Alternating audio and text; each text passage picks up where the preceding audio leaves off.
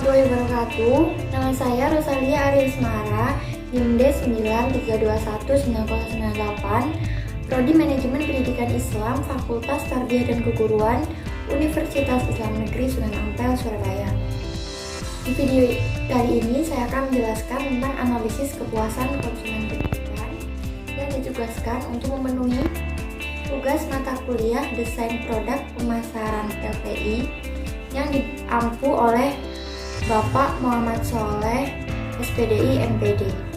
Keunggulan menjadi mahasiswa manajemen pendidikan Islam menurut saya adalah mampu mendalami kemampuan di bidang manajemen itu sendiri, khususnya dari segi perencanaan, pengelolaan, dan pengawasan pendidikan. Hal ini sangat penting agar proses berjalannya pendidikan bisa berlangsung secara signifikan dan tepat. Hal inilah yang akan bisa membuat pola pikir semakin berkembang dan bisa sigap dan cepat dalam mengatasi semua problematika itu sendiri. Baik, pembahasan pertama saya akan membahas tentang kepuasan konsumen pendidikan. Kepuasan atau satisfaction berasal dari bahasa Latin yaitu satis yang berarti cukup, baik, memadai, dan faktor yaitu melakukan atau membuat.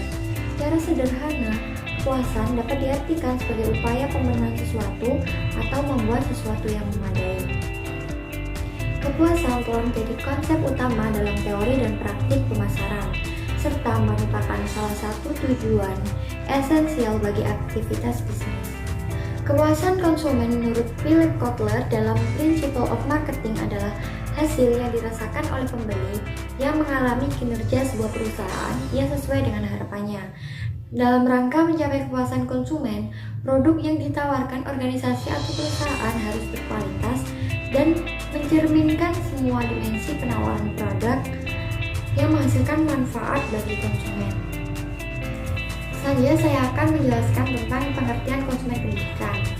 Konsumen atau pelanggan pendidikan adalah masyarakat yang membutuhkan jasa pendidikan yang diperuntukkan agar membeli layanan jasa dari lembaga pendidikan.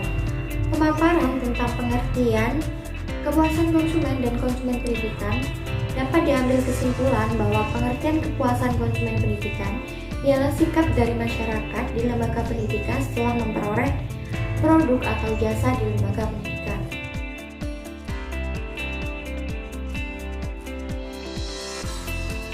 Yang kedua, saya akan menjelaskan tentang sebab-sebab kecenderungan perilaku konsumen pendidikan.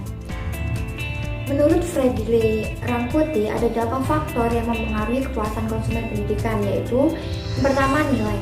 Maksud dari nilai di sini adalah manfaat menyeluruh yang didasari oleh persepsi konsumen setelah merasakan produk. Yang kedua, daya saing. Suatu lembaga tentunya memiliki sikap daya saing terhadap lembaga lain. Antara lembaga satu dengan lembaga lain berlomba-lomba untuk memberikan pelayanan yang terbaik untuk menciptakan kepuasan konsumen. Yang ketiga adalah persepsi konsumen. Dalam hal ini, persepsi konsumen didapatkan melalui pengalaman konsumen dalam pengelolaan lembaga. Semakin baik pengelolaan yang diberikan lembaga kepada konsumen, maka semakin baik pula persepsi konsumen terhadap lembaga tersebut. Yang keempat adalah harga. Dalam hal ini, harga selalu diperhitungkan oleh konsumen ketika memilih suatu produk.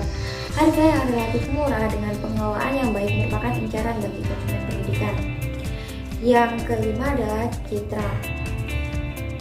Kepuasan konsumen mempengaruhi citra suatu lembaga. Hal ini tidak jauh dari persepsi konsumen yang akan membawa kepuasan atau ketidakpuasan konsumen. Yang keenam adalah tahap pelayanan.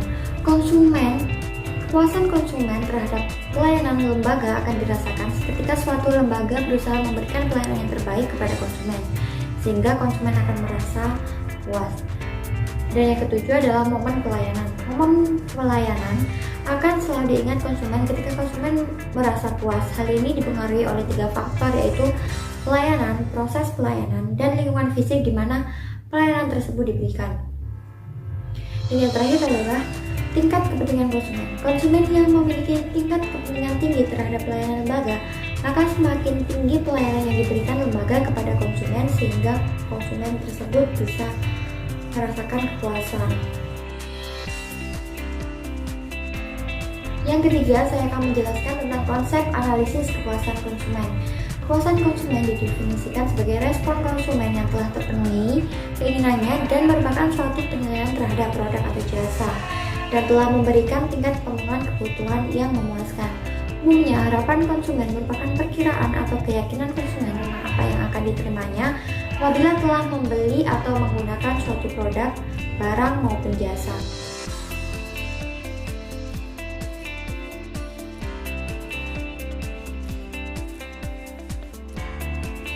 Yang terakhir, saya akan menjelaskan tentang kriteria kepuasan konsumen pendidikan.